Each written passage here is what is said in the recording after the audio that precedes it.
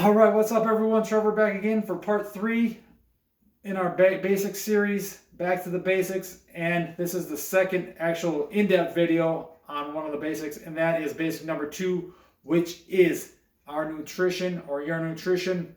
But before we get into the video, again, if you can like and subscribe to my page, that would be great. Help me a lot. Get the views out there and let everyone know that you're liking what I'm putting out. So, again, number two on the basics, back to the basics. Again, our basics are the things that we need to do in order, or when we fall off track, when we get off plan, we need to go back to the basics, get back to these basics, and just help us get back on track. They are what ultimately helps us see progress. Everyone looks for these fancy tricks and tips and supplements and all this stuff. That stuff you don't need. You just need to get the basics down, and then that other stuff is extra. You can add the supplements. And when it comes to supplements, people mistake supplements, and I think they think supplements are a key when they're not at all. The real key is your nutrition. And again, nutrition is a basic that you have to do, you have to master. It is fundamental if ultimately that you want to build the best body you can, be more energetic, build strength, build muscle, lose fat. Nutrition is going to be a key in that. So when I talk about nutrition, there's so much we can get into. I'm not going to get into too in depth on the topic today. I'm just going to go over some of the basics of the basic, but some of my principles and rules I like to work with myself and my clients with. And to start off, what some of them are, it is work on the 80-20 rule. So if you don't know what that is, the 80-20 rule is 80% of the time focus on quality, whole, nutritious, nutrient-dense foods. So think real foods like your fruits, your meats, your vegetables, that type of stuff. Whole grains, potatoes, those type of things are all real foods. Anything that really doesn't come in like a bag or a box that you see.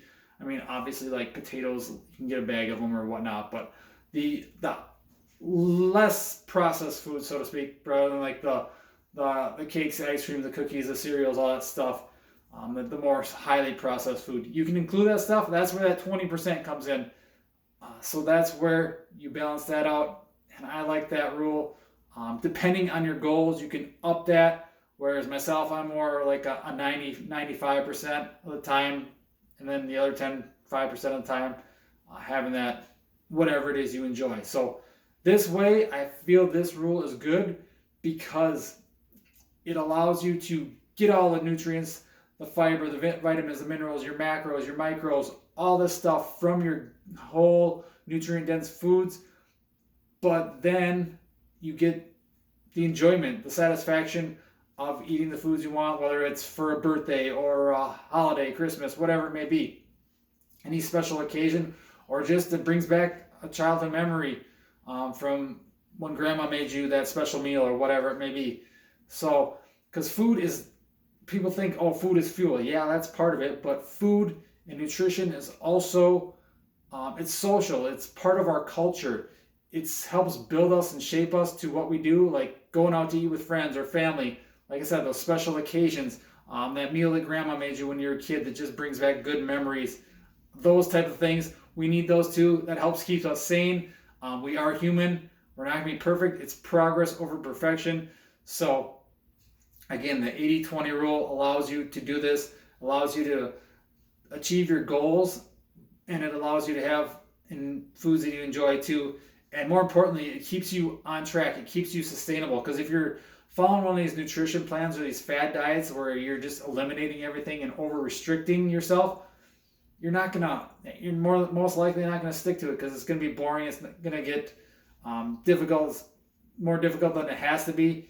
You're gonna be missing out on so many other things. You're not gonna be able to do the things you love, whether it's go out to eat with a family, go on a date, have that Christmas cookie or Christmas dinner, whatever it may be. So make sure you're following these rules because you shouldn't have to completely eliminate things you love or things you enjoy doing when you're your so-called dieting, and that term gets so it has such a negative connotation. So you have to enjoy it. You have to be able to, because what good is it if you're just gonna have no fun on it? You're not gonna be able to enjoy life while you're doing it, because you're not gonna sustain it. You're gonna hate it. You're gonna be miserable. You're gonna be the one showing up to the family gathering and not eating anything. So, or bringing your own food. But I've been there and done that. So you don't want to be there. It's kind of miserable and it's no fun at all. So again, that 80-20 rule, majority of the time you're eating good quality, whole nutrient dense foods. And that other percent of the time, enjoy what you want. So again, with the foods, so figure out what macros are going to work for you. Figure out your calories. It's going to be different for everyone. You got to look at the things like your goals, what you've done in the past, what foods you like, what you enjoy, what you don't, and if you possibly have any intolerances or allergies. I know, like gluten-free, all that stuff, but truly, if you actually look into it, celiac disease is dealing people who should not eat gluten, and that's very, very rare. There's not a huge percentage of people have that. That's a whole other topic. But don't be over restrictive, things like that. You have to figure out what works for you. We're all different. What works for me is probably not necessarily going to work for you, and vice versa. So find what works for you. Again, I always think high protein is good, especially if you are active, if you're training, if you're an active individual, if you're sedentary. You can turn this video off. I don't work with sedentary people for the most part, unless you're looking to get active, you've been sedentary and you want to get active, then that's a different story. But if we are active, if we are training, you want to have high protein. A good goal to start is just say shoot for 1 gram per pound of body weight. If you're fairly lean, if you're overweight, then that's a different story. Again, reach out. We'll figure out what works best for you. But then you want to have more towards your lean body mass, because if you're like 300 pounds and you're way overweight, you're not going to want to have 300 grams of protein.